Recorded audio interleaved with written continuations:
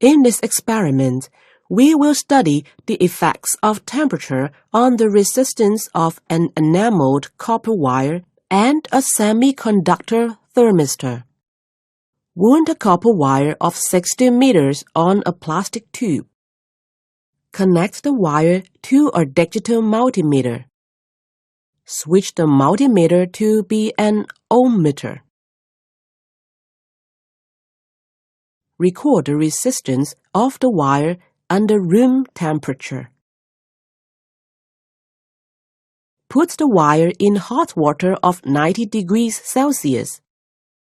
Record the resistance. Put the wire in iced water of 0 degrees Celsius. Record the resistance. Repeat the experiment with a thermistor.